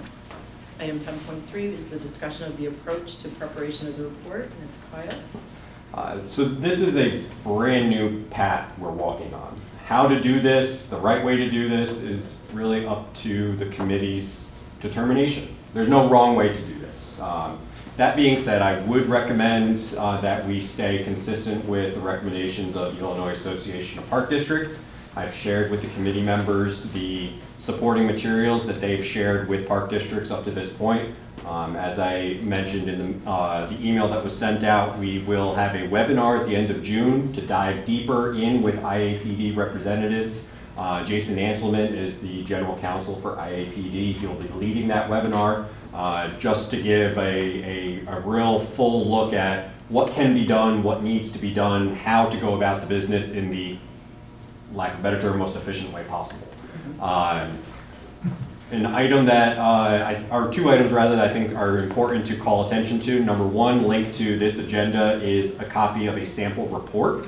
If you've had the opportunity to review, you'll see that much of the structure is laid out for us. What needs to be covered is earmarked for our individual or our district input so that we can cater it to what we do and how we do things for the Winnetka Park District. There is also opportunity for us to personalize, individualize the work. I've had a couple conversations with Jason Anselman, again, general counsel with IAPD. He would recommend less is more. Keep to the structure. I think this is a good opportunity for the park district overall to start to identify of what items can we do differently, what items are commonplace maybe with other of our sister districts that we don't have, be it a policy or an approach, and we can introduce as part of this approach. But again, as you go through the sample report, much of the structure is there. It's up to this committee to review, collect, and put those details into the final report. The fact sheet is very useful reading to kind of get an idea of what the mission of this, this committee is. Before Mr. Kehoe left this evening, I had a quick conversation with him, and he made the expression, and I think it's very accurate. This is largely open-ended. There is a lot of opportunity, and I think that can be a great thing because there's a lot that we can do that is very positive. But I would also encourage the committee to consider this is not intended to be, let's build a park district from scratch, let's identify every way that we can do differently or better. We need to keep this in an efficient way, we need to keep this in a productive way so that we can get through and create the report as well as possible. The approach, again, going back to what I've said previously, is up to the committee, how to best determine the path in front of us. Important items to consider. We must adhere to the Open Meetings Act requirements, meaning that the work that is completed is subject to FOIA, subject to open review. So the work that is done by the committee should be best done in this committee setting for however many meetings the committee chooses to proceed with. The staff will fully support the work that needs to be done or can be done behind the scenes, whether that's pulling together policies and getting them ready for committee to review during meetings, or putting items into the report and looking at drafts and going forward. So that's kind of the view as I see it right now. Are there any questions about the endeavor that lies before the committee as we understand them right now? Yes. I just had a couple questions. Will the additional committee members be getting a park email to work with? Do we know? It's a great question. As it stands right now, they will not. Okay. I've considered, and we have different options with it. I've Okay. considered a best approach could be using the Diligent platform as far as a landing space for all of the policy and items. As I reviewed the sample report, considering the recommended attachments, none of the information should be protected information. It should be readily accessible. And so I can create a decennial committee folder that the committee will all have access to, as well as the general public. That would be my recommendation.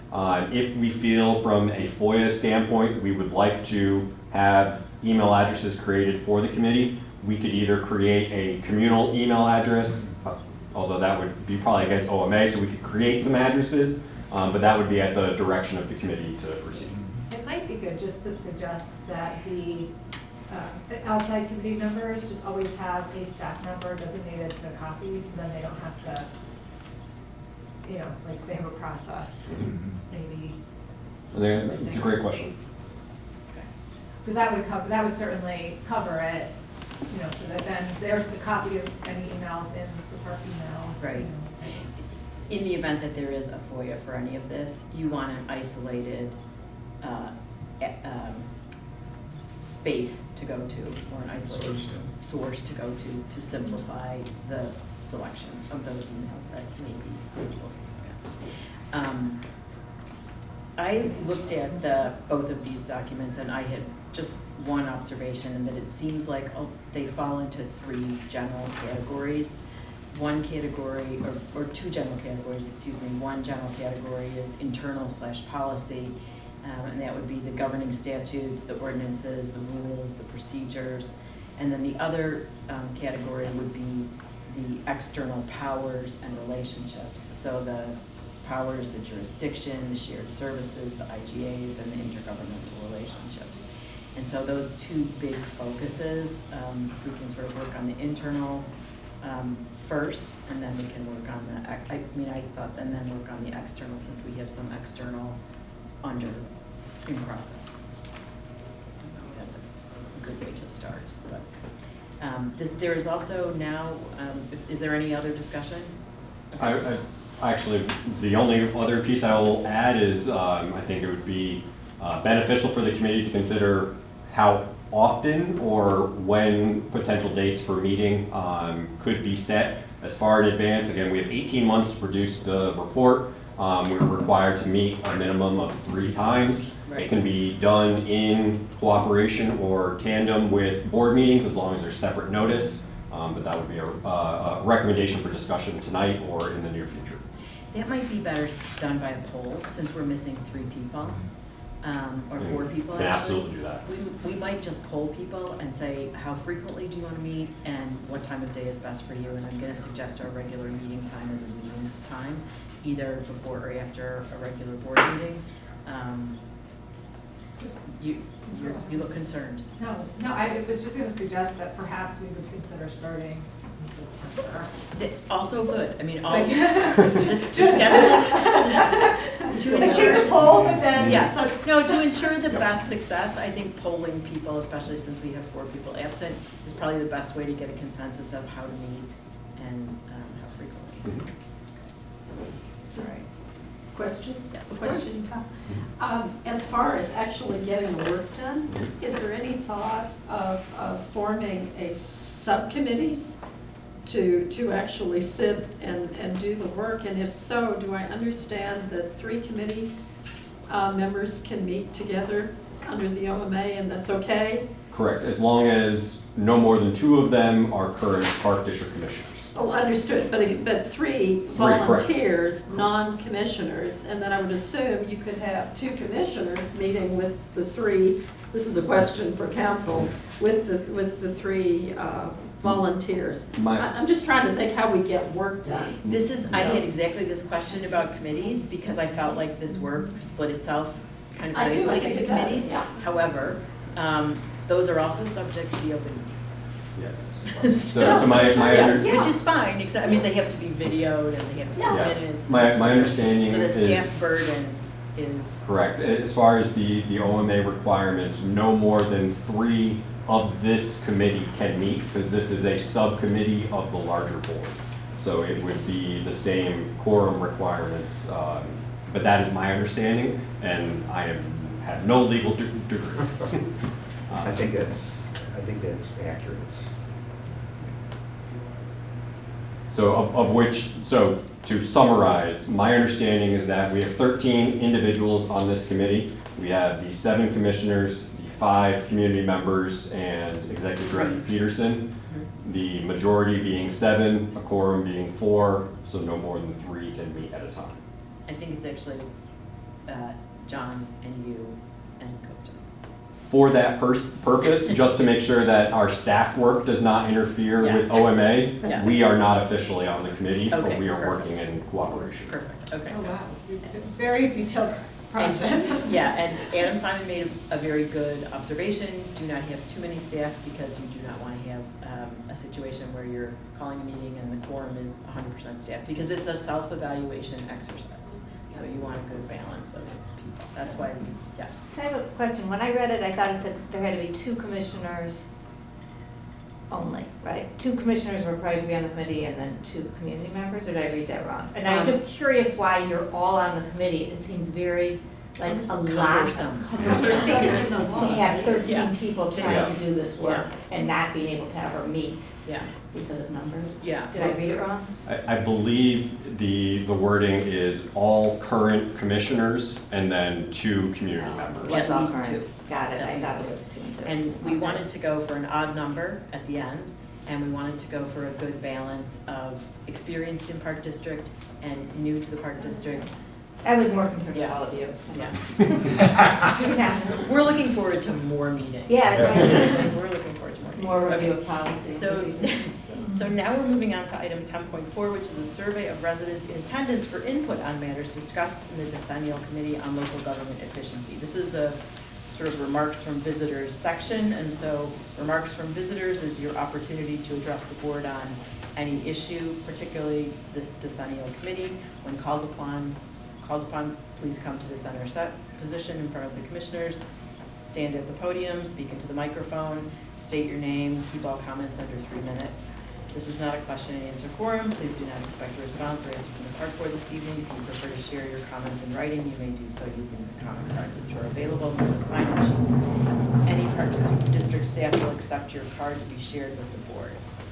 Do we have any community members present who would wish to speak at the Decennial Committee? In the survey of residents? Mayor?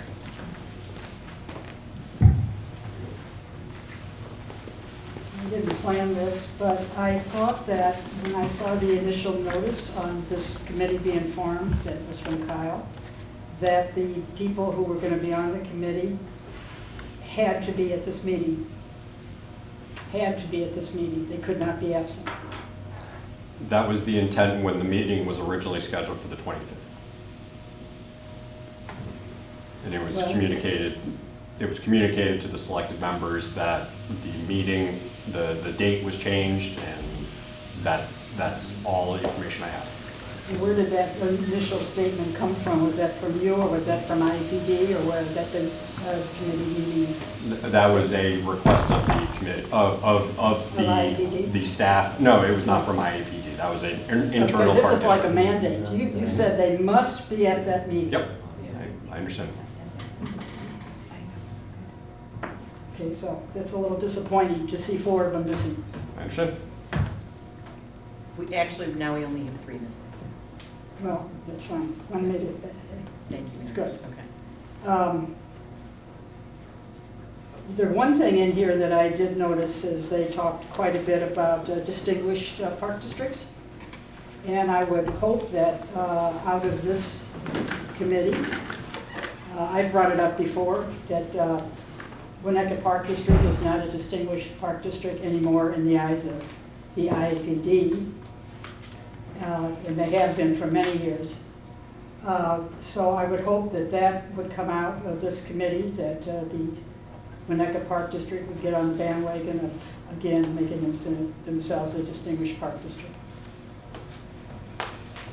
I don't know what else you want to hear about this. It'd be more interesting to hear the discussion, and then will there be comments at all if a person attends this meeting? When they meet is the public invited, I assume? Absolutely. The public, Yeah, they are okay. public meetings, they're subject to Open Meetings they- Act, they will be recorded, they will be posted. So there'll be etc. some comments then at that time? Right. But I really This is a do little think- unusual because it's more like comments from visitors. What'd you say? This isn't supposed to be a dialogue, so we're not supposed to. Oh, have a I'm not dialogue. talking to you. Yes, yeah. Okay, I forgot. Okay, perfect. And you're not talking to me, that's right. Perfect. Okay. Well, I do think that's one thing. There's a few things in here I looked at. I did review this, and thank you for putting that packet at the library, because it was much more simple to read this kind of thing. I didn't know. Okay. All right.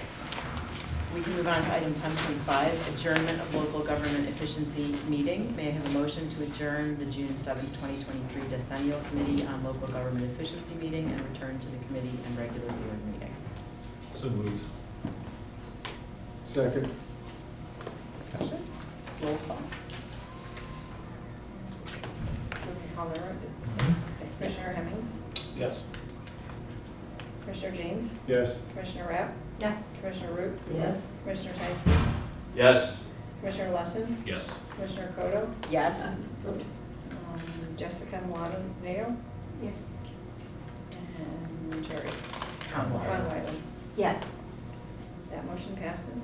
A recess, or a motion recess. We're recessed at 7:30.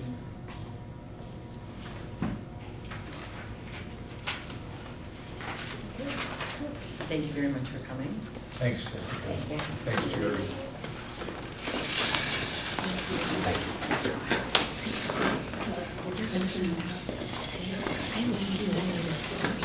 You're 6 months. So we'll figure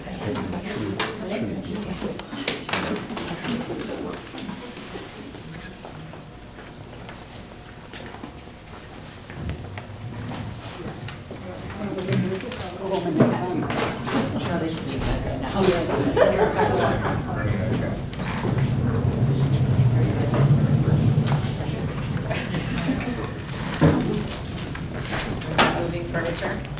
Thank you. Thank you.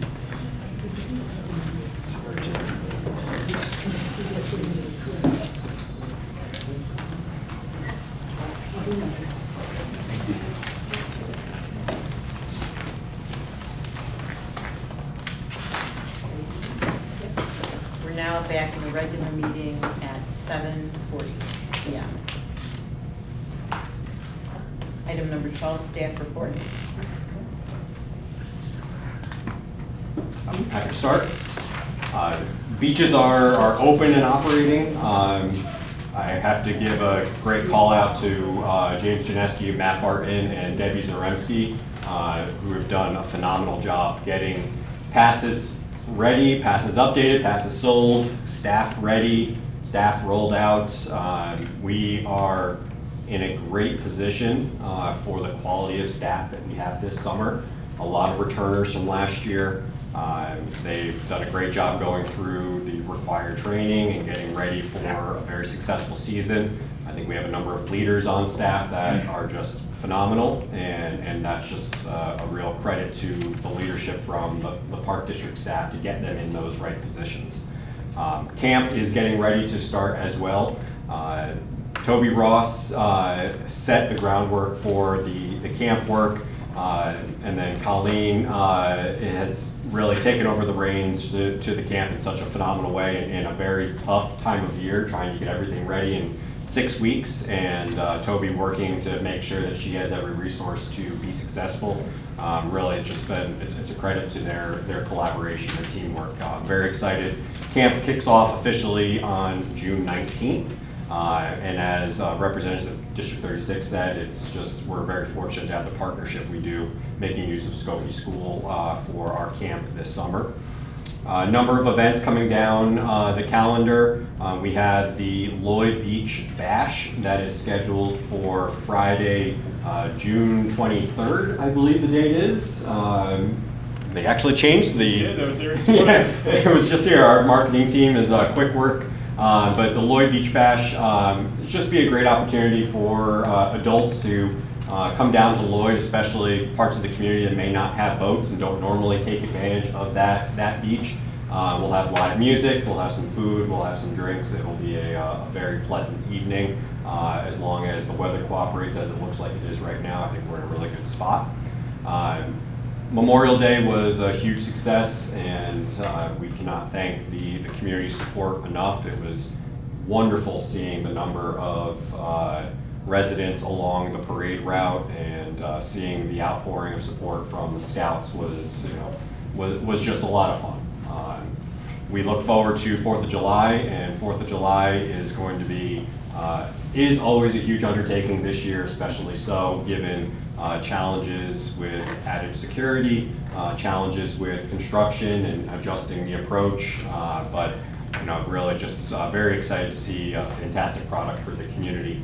The parade is going to be one that is really special. A lot of great participants this year, and I think we're in a lot of fun to look forward to in that regard. As discussed previously, we are working on the District 36 IGA. That draft is in the hands of District 36 at this point. We've made some updates and edits on our side. They are reviewing with their council, and we'll send back for hopefully a final look through, and then we'll be ready to share with the commissioners for review. We've got a number of programs that are off and running. There's just a lot of activity going on throughout the Park District right now. It's a great time of year, but it's a busy time of year. Thank you.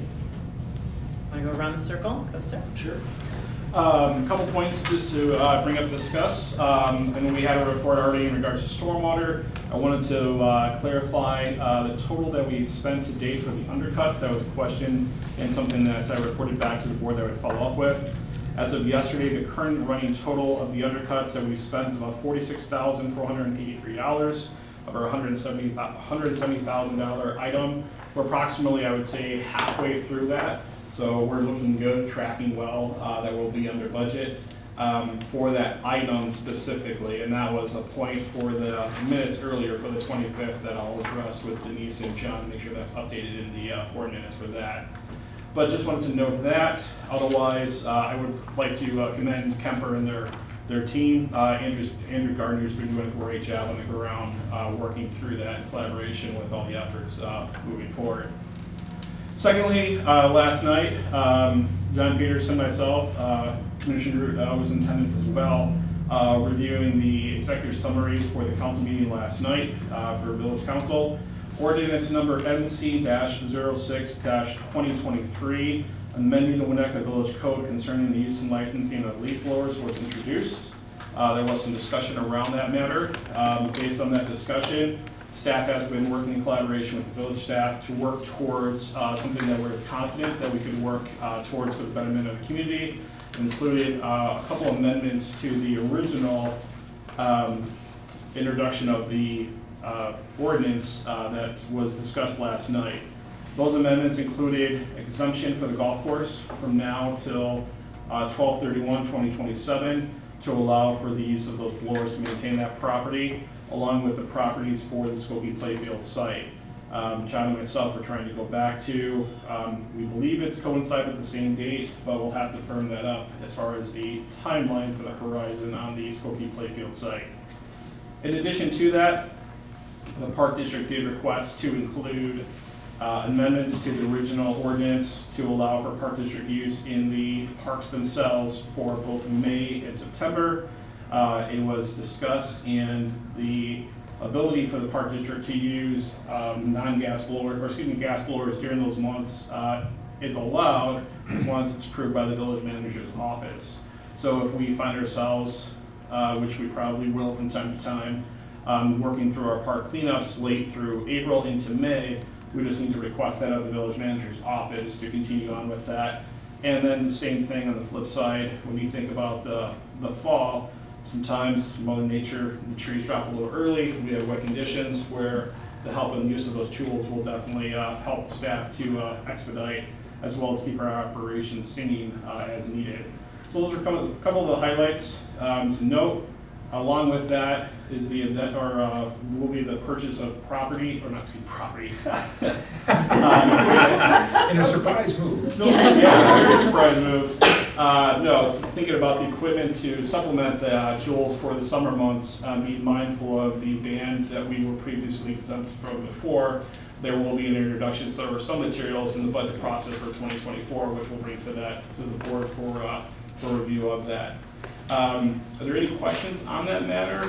I know John Peterson did send out a memo earlier to kind of cover a lot of that. Can I add to that? So you're going to train staff to make sure that everybody's aware of using the leaf blowers in a manner that minimizes noise pollution, which I think is a great step. You already have them trained, but it's just the revisiting of the training process so that staff knows that.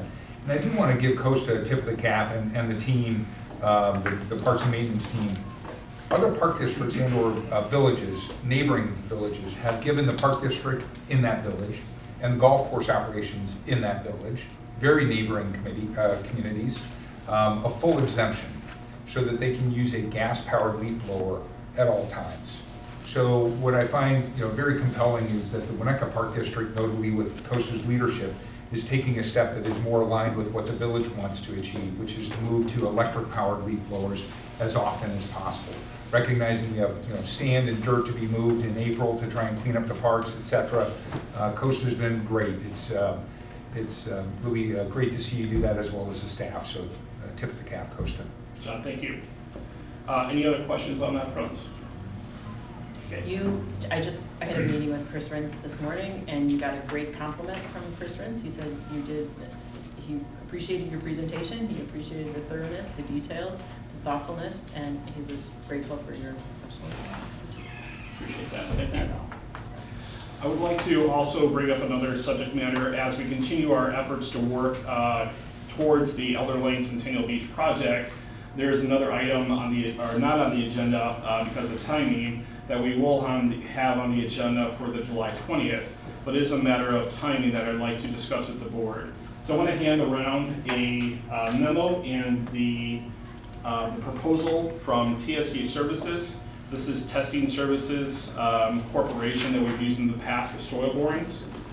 The soil borings, yeah, sorry, just every other. Okay, got it. We need to conduct some soil borings to continue our engineering efforts for the Elder Lane Centennial project.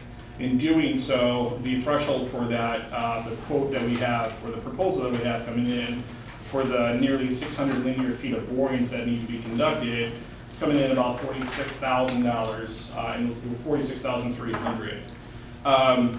The firm that we're looking to use for the services, once again, TSC is the firm that we've used in the past.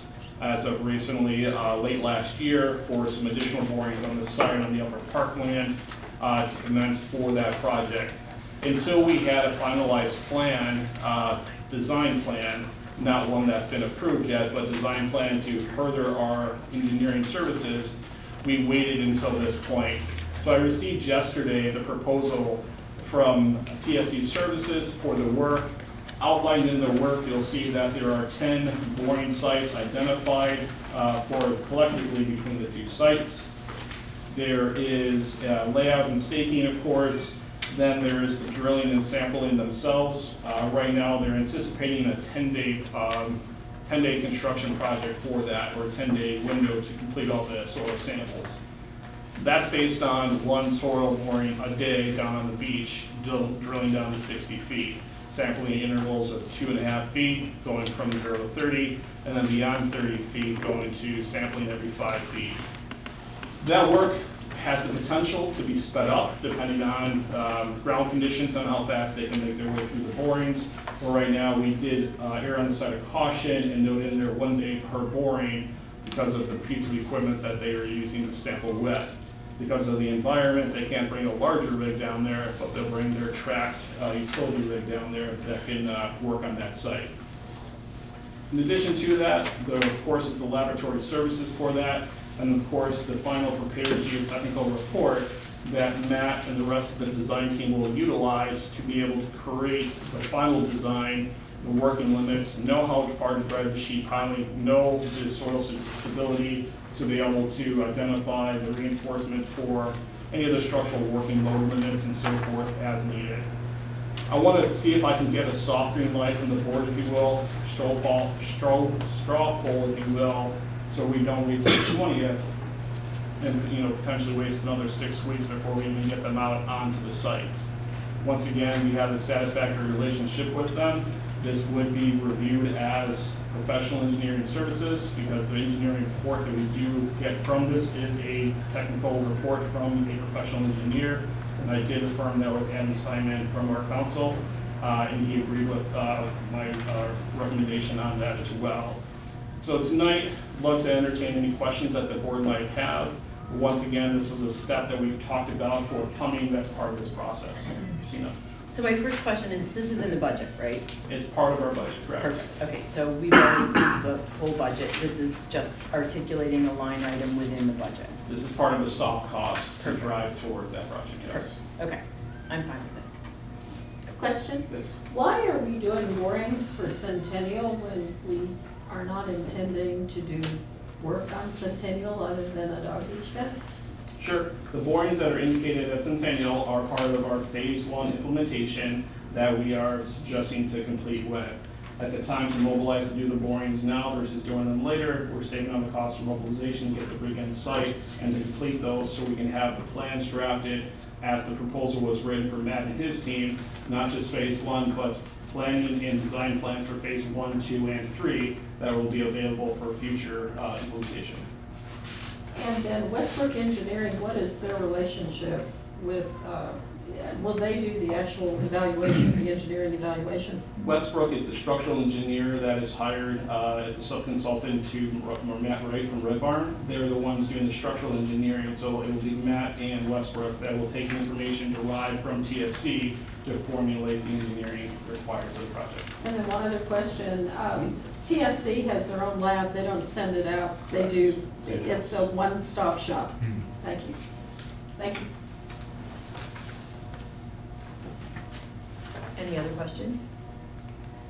So with Adam, he reviewed this, he said that we could use this vendor.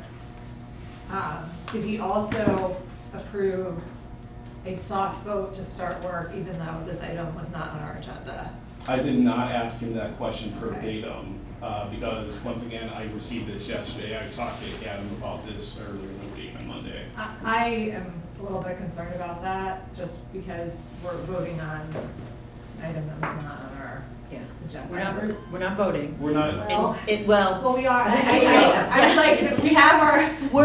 I want to be transparent, I want to be clear, I want to articulate that this is part of a budget that's already been approved, which, in my opinion, if the budget's already been approved, I think it's always helpful to come in and articulate and identify each component of the budget, just so that we all know where we are. Because when you're doing capital projects, it's really easy to lose track of where you are in those expenses. But I'll defer to the expert at the table. I would just add the budget though. Yeah. I mean, like, it's in the Elder Centennial Yes. lump sum. Yes. Like, we don't have it as an itemized number in that. The soft costs are part of that lump sum, yes. Yeah. So it's just, I mean, it's not, like, we have a build-up where this is identified. Where did it show up in Matt Wright's budgets that were circulated? In the budget itself, it did not show up because soft costs were not included with Okay. that. That was something we were going to come back to the board with. Okay. The total cost for the project that we're still working on. Okay. These are the components that help build towards Okay. that. But it's in the original budget for others. It was, yes, so the original expend of the 7 million and change was, part of that was the soft cost. The dollars that we've paid to Lakota and that thus far, the survey work that we've already contracted with Terra Technologies, as well as the expectation for the additional soil borings that are needed to facilitate that next level of planning development. So the question is, can you vote? We're not actually voting on the proposal tonight. Correct. We're just asking for a sense of the board. Sense of the board, so I can continue development of this, yes. It is, if it's not a final vote, so I see no problem with asking for the sense of the board. Yes, of course. It's a big number, and I understand it's a big number because accessing the beach is very difficult, so they can't bring in larger equipment, and the depth down to 60 feet is extraordinary. Correct. But I would also point out that this data will never change. The sand might, but the composition of the subgrade materials is valuable data now and forever.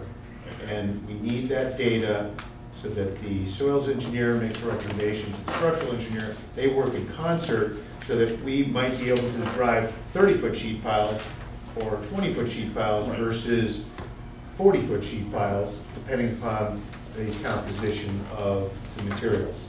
So I'm respectful of the work that's being done. I want to make everybody comfortable that it's valuable data for wherever we go forward.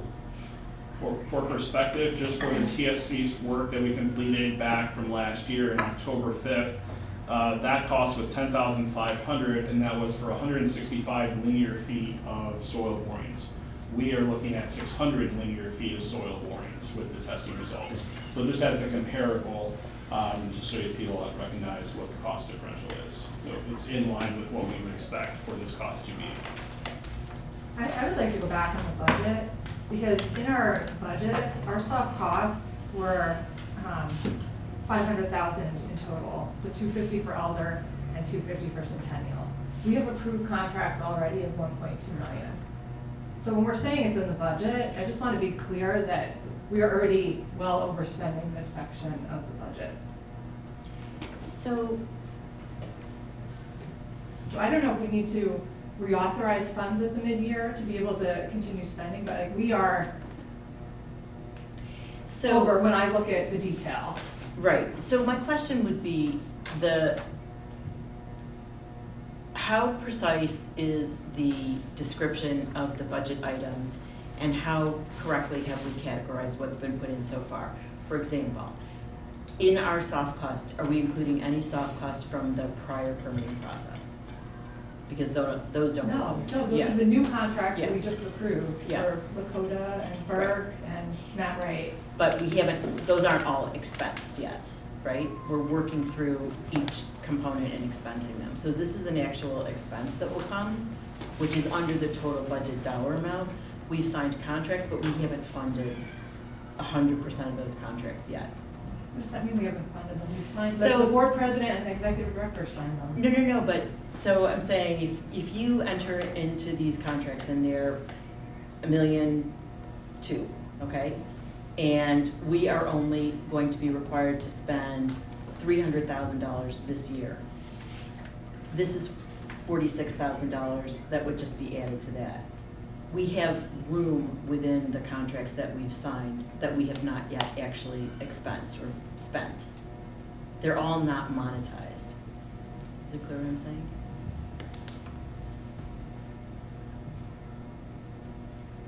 This is an immediate cash expense